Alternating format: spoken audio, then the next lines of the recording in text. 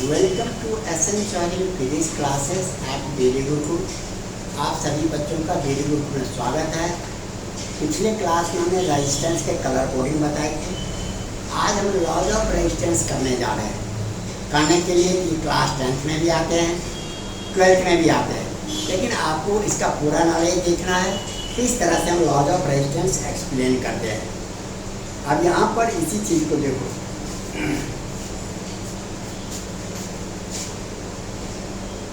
Laws of resistance.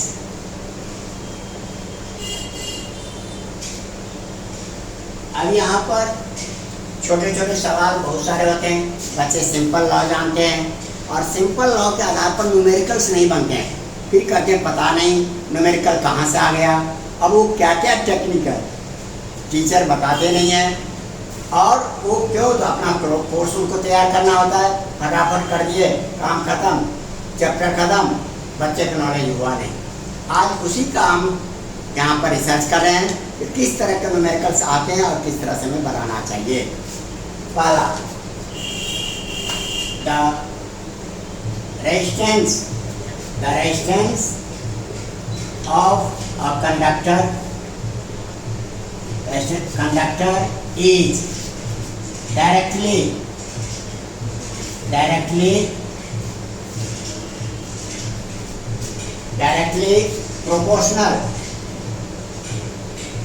directly proportional to its length।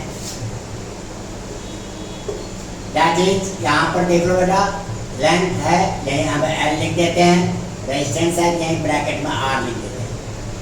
ये हमारे पास conductors है और इस कंडक्टर का रेजिस्टेंस मुझे पता करना है, लेंथ इसका L है।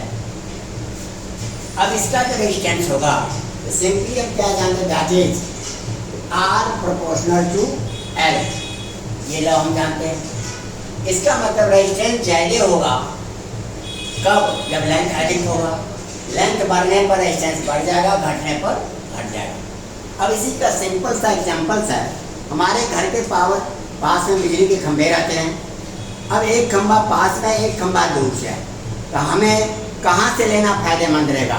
तो मोस्टली लोग कहेंगे पास वाले से, क्योंकि वायर कम खर्च होगा। लेकिन वायर ही नहीं, लेंथ कम रहेगा तो हमारे पास सप्लाई का पावर पूरा आएगा। यदि हम दूर वाले खंभे से लेते हैं, लेंथ बढ़ जाने पर रेजिस्टेंस बढ़ जाएगा, फिर हमारे घर में लाइट कम आएंगे। उसी तरह से यहाँ पर देखिए, सेकंड है the resistance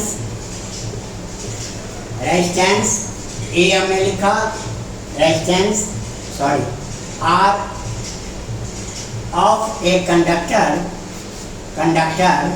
is inversely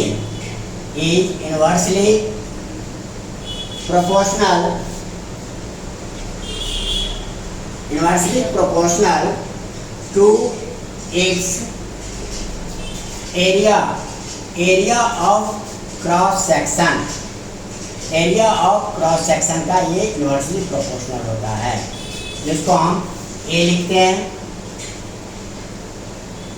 A that is R inversely proportional to 1/A। यहाँ पर ये एरिया ऑफ क्रॉस सेक्शन होता है।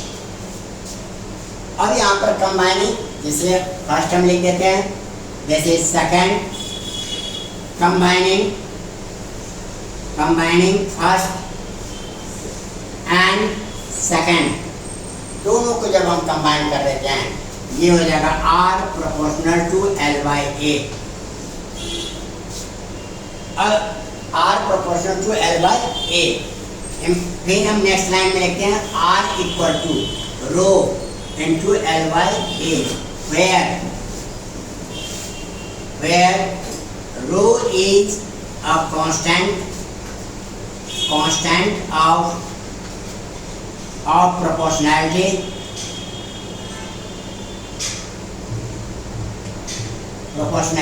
and it is called a specific resistance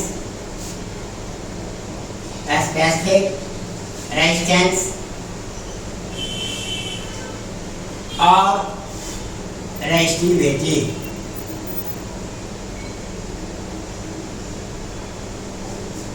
R equal to rho L by A, where rho is a constant of proportionality and it is called a specific resistance or resistivity. The value of rho depends on the nature of material of conductor and temperature। ये रो की value आपके temperature पर depend करेगा और nature of material. आए बात समझ में? अब यहाँ तक तो सिंपली सभी बच्चे लिख देते हैं, यहाँ तक में कोई प्रॉब्लम्स नहीं है। आपको लॉज ऑफ रेजिस्टेंस लिखो तो यहाँ तक लिख सकते हो।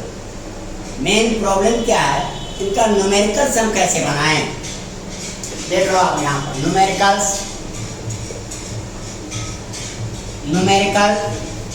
टिप्स। अब यहाँ पर न्यूमेरिकल्स बनाने के टिप्स हम दे रहे हैं। अब आपके इसमें जितने भी बनाते हो इसके आधार पर आप आराम से देख सकते हो।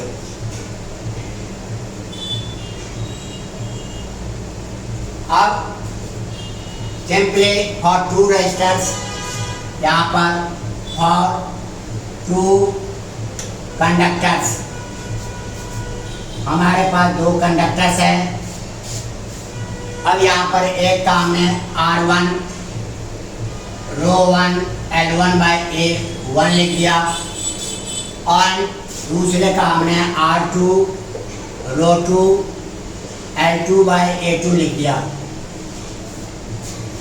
अब dividing first by second, R1 by R2 equal to rho 1 L1 by A1 upon rho 1 L1 rho 2 L2 by A2।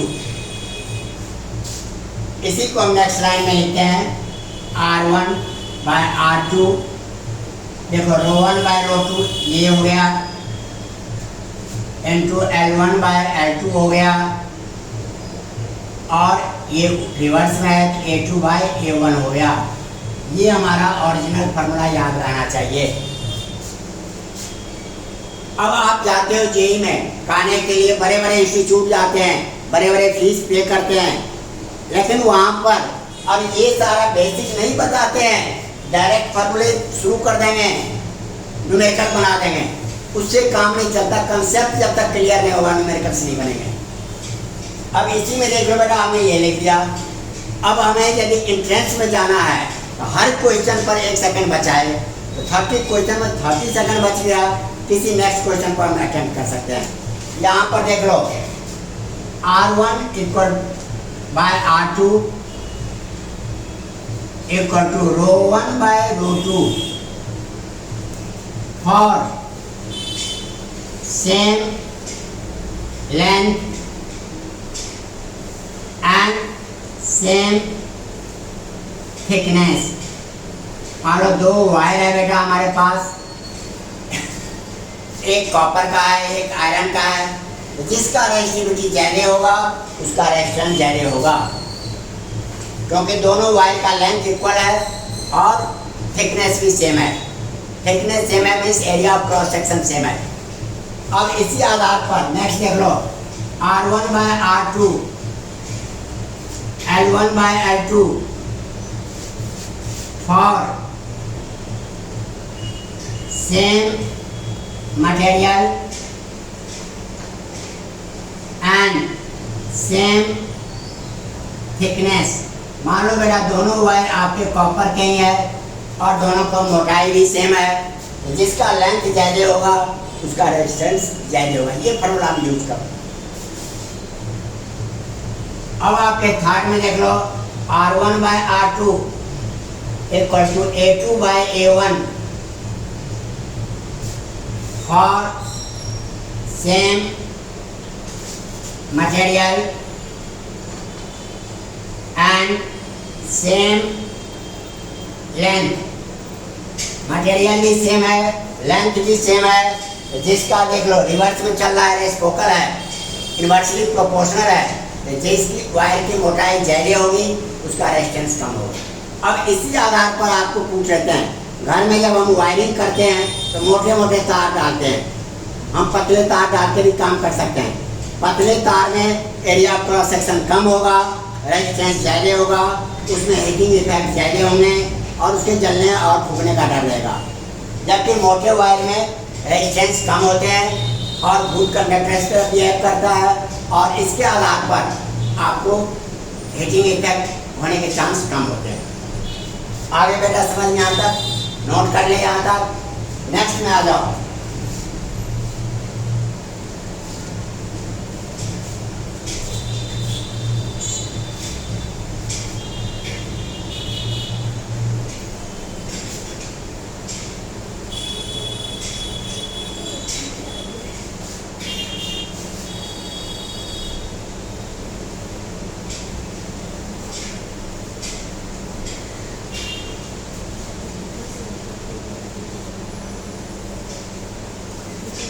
अब यहाँ पर देख लो, नेक्स्ट में हम बता रहे हैं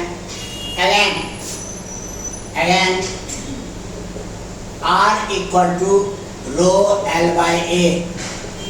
बुकों में इसके अलग अलग मेथड दिए गए हैं।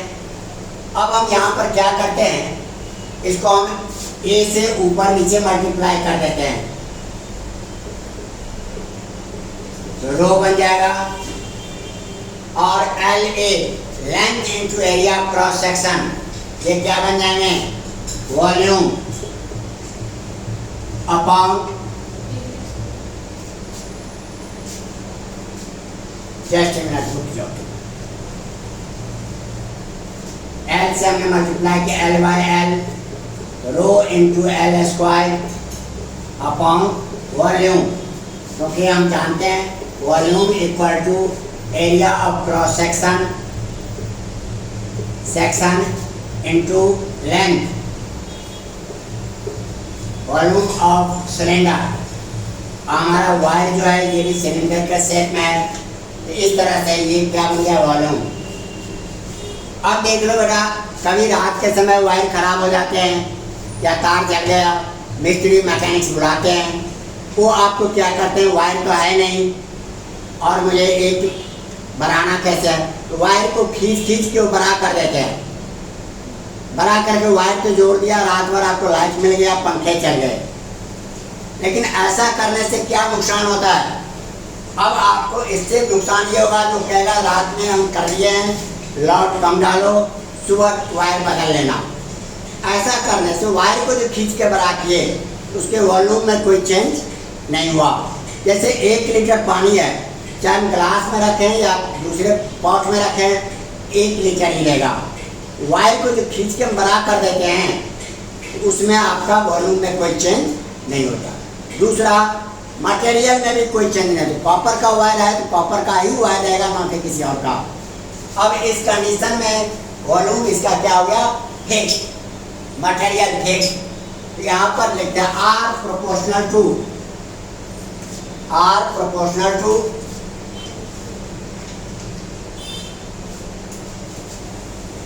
proportional to L square for same volume and same material।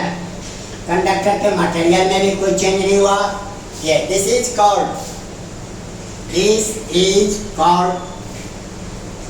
Stretching case.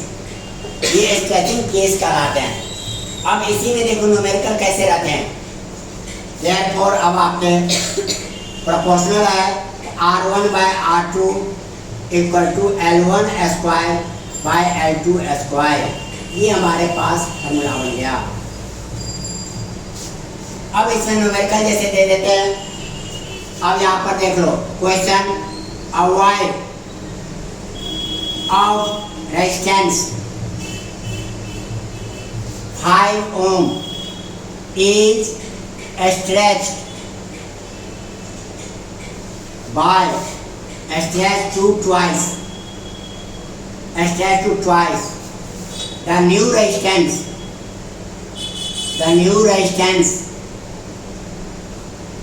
is पहला चॉइस 10 ओम, दूसरा चॉइस 20 ओम, तीसरा चॉइस 45 ओम, चौथा चॉइस नन। ये हमने बना दिया यहाँ पर। अब इसी का देख लो मेरा सॉल्यूशन जो हम निकालते हैं।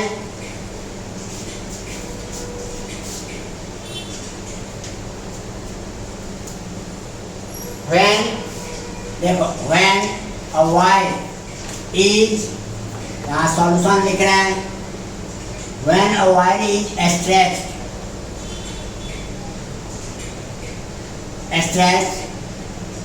then material and volume remain constant, therefore R proportional to L square। आप CBSE में जाकर इस तरह से सॉल्व करके दिखाओगे। R1 by R2 equal to L1 square by L2 square। Here R1 equal to 5 ohm, L1 equal to L, L2 equal to L plus L, that is 2L। ये value put कर दो। 5 upon R2 equal to L square upon 2L square। 5 upon R2 equal to L square by 4L square, cross multiply ये cancel करो तो आपके R2 equal to निकल गया 20 ओम। इस तरह से आपका कौन सा चॉइस सही हो गया? आपके 20 ओम का चॉइस सही हो गया। अब इसी में थोड़ा इंग्लिश का देख लो। टू चॉइस तो क्या बात किया हमने? बाय चॉइस मैंने दो टाइम बना दो, तब आपके इस तरह के सवाल आ सकते। आगे बात समझ में यहाँ तक। अब नेक्स्ट में देखो इसी का, when a wire is stretched, material and volume remains constant। अब इसी का दूसरा पैटर्न फॉर्मूला का देखो।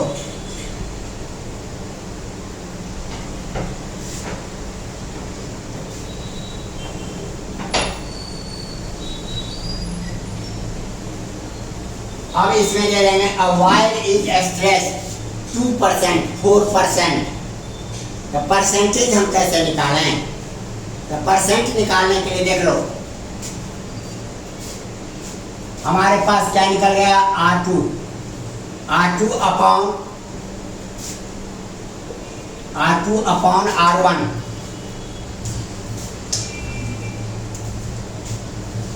यहाँ लिख दे we have R2 upon R1 L2 square upon L1 square. अब ये हमारे पास सवाल है, दोनों तरफ -1 कर दिया हमने। R2 minus R1 -1, L2 square upon L1 square -1। R2 minus R1 this equal to L2 square minus L1 square by L1 square. इसको कहते हैं फ्रैक्शनल चेंज। भाई एक पर कितना चेंज होगा? That is fractional change in resistance equal to R2 minus R1 upon R1, that is L2 square minus L1 square by L1 square. अब यहाँ पर भी देखो बेटा, न्यूमेरिकल बड़े आ जाएंगे L2 स्क्वायर L1 स्क्वायर, उसका स्क्वायर करना मुश्किल होता है। उस कंडीशन में हम a square minus b square formula लगा देते हैं और रिजल्ट आ जाता है L2 plus L1 into L2 minus L1 upon L1 into L1। ऐसे कर लेना तो न्यूमेरिकल आपके आराम से बन जाएंगे। स्क्वायर करना मुश्किल होता है। अब इसी पर देंगे percentage percentage change in resistance में percentage change in resistance this equal to R2 minus R1 into 100। या तो ये निकाल दो, रेजिस्टेंस मालूम है पहले कितना था बाद में कितना है, ऐसे निकाल दो। या इसी फॉर्मूले को L2 square minus L1 square by L1 square into 100 कर दो। या स्क्वायर में आपको प्रॉब्लम है, आपको a square minus b square formula से L2 plus L2 minus L1 upon L1 into L1 into 100, ये परसेंटेज निकल जाए। आगे समझ में। अब इसी आधार पर देखो एक क्वेश्चन यहां पर बताते हैं, a wire is stretched by 2%, then new resistance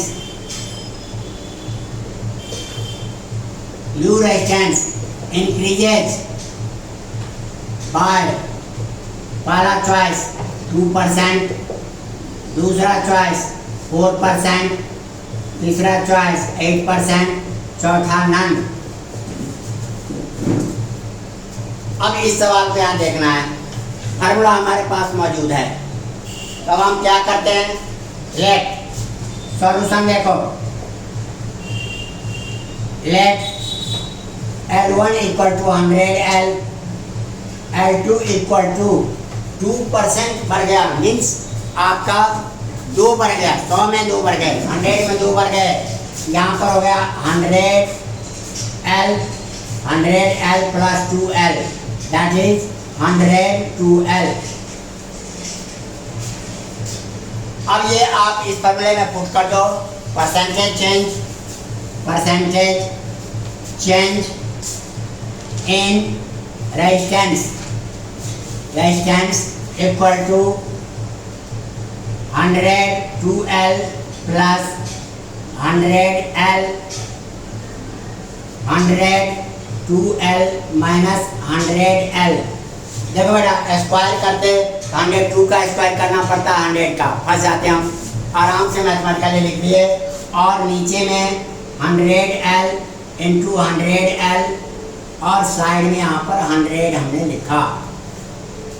और रिजल्ट देखो इसका, ये 202L इंटू 100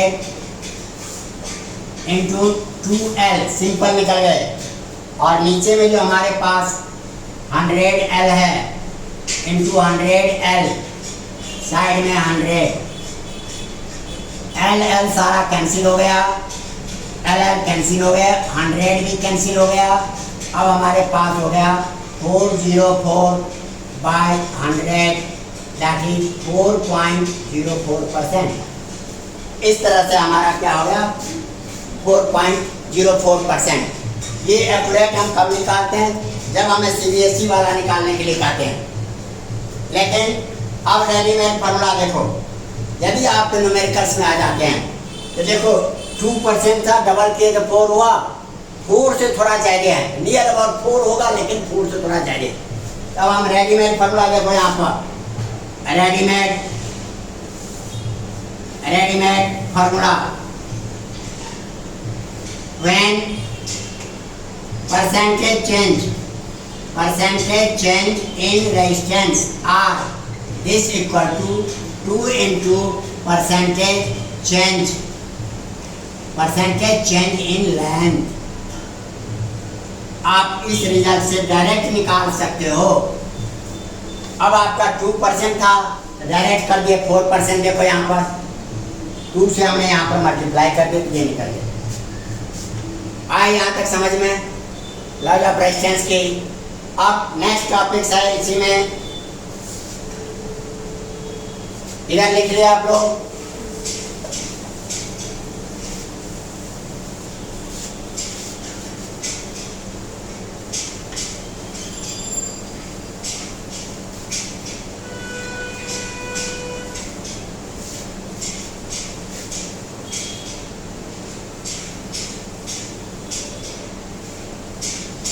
सेम यही प्रोसेस आपके अगेन देखो, अगेन थक गए तो स्टॉप कर दें, नहीं तो चालू रखते हैं।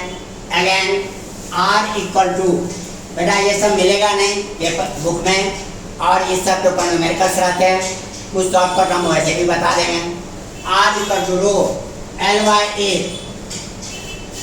अब हमने इसको L से ऊपर नीचे मल्टीप्लाई किए तो L² मिल गया। अब हम A से मल्टीप्लाई कर लिए, कोई बच्चा कहेगा सर A से भी तो कर सकते हैं, ये हो गया rho into volume upon A²। Therefore, when a wire is stretched,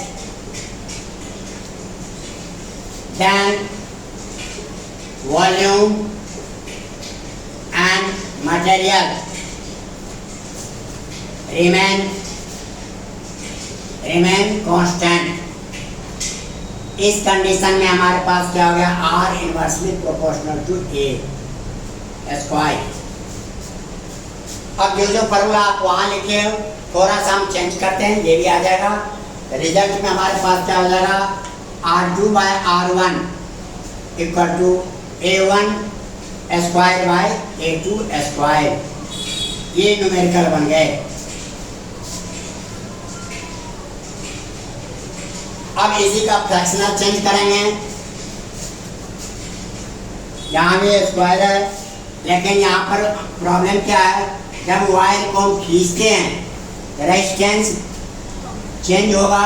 यहाँ पर हम ये जानते हैं एरिया क्रॉस सेक्शन घट जाते हैं, यहाँ पर तो इंक्रीज हुआ ये पॉजिटिव में है, वहाँ पर ये क्या हो जाएगा, हमें नेगेटिव में आ जाएगा। R2 देख लो, अब इसमें जो निकालते हैं R2 minus R1 by R1 equal to A1² minus A2² upon A2²। ये रिजल्ट हमें निकलता है। और ऑब्वियसली हम जानते हैं A1 जो शुरू का था आपका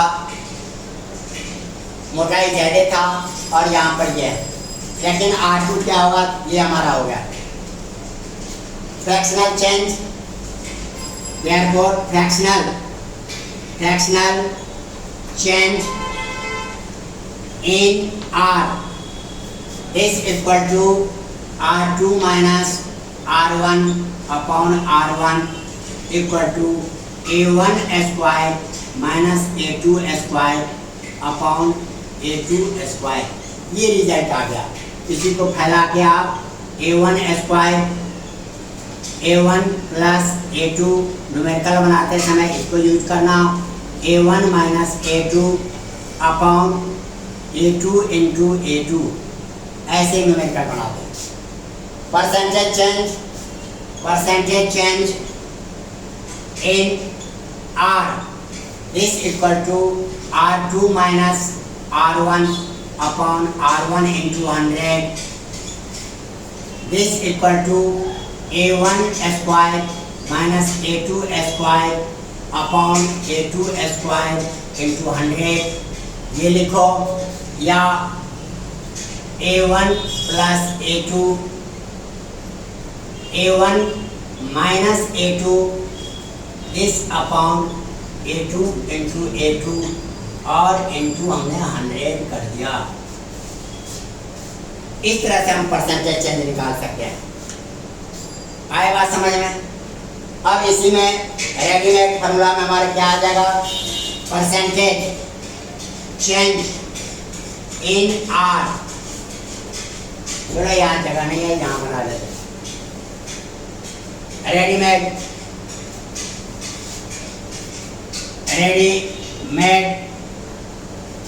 फॉर्मूला आपके परसेंटेज चेंज इन R, यहाँ भी लिखोगे 2 इंटू परसेंटेज चेंज इन ए में कितना, एरिया में कितना परसेंटेज चेंज हुआ है, 2 से मल्टीप्लाई कर दिए। लेकिन यहाँ पर हम क्या करेंगे, माइनस, यहाँ पर एरिया घट रहा है, निगेटिव में आ जाएगा। फिर आप देख लो similarly A equal to N, अब हमारे पास क्या है, R proportional to 1/a square,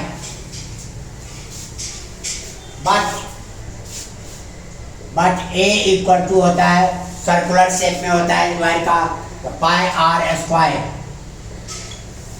यहाँ पर तब क्या हो जाएगा, R proportional to 1/r power 4 हो जाएगा रेडियस के लिए।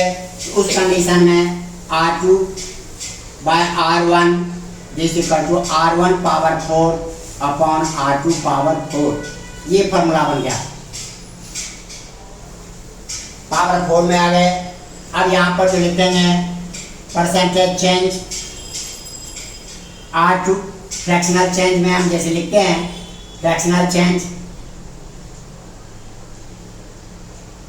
परसेंटेज चेंज, यहाँ चलो percentage change equal to -4 into R percentage change in R। यार R हमारा क्या है, रेडियस है। यहाँ पर भी आप शॉर्ट कट में निकाल सकते हो। यहाँ तक के न्यूमेरिकल कम रहता है, मोस्टली आपके लेंथ वाले रहते हैं। यहाँ तक समझ में आ गए सबके? यदि समझ में आ गए तो इस वीडियो को लाइक सब्सक्राइब शेयर करो। और एक और बात हम बताते हैं, आप लोग वीडियो देखते हो पूरा लेकिन सब्सक्राइब करते नहीं हो, लेकिन इसलिए आप लोगों से रिक्वेस्ट है, एडवाइस है, आप सब्सक्राइब करो जिससे मेरा सब्सक्रिप्शन बढ़े और से अच्छे वीडियो मैं आप लोगों के समक्ष ला सकूं। Thank you.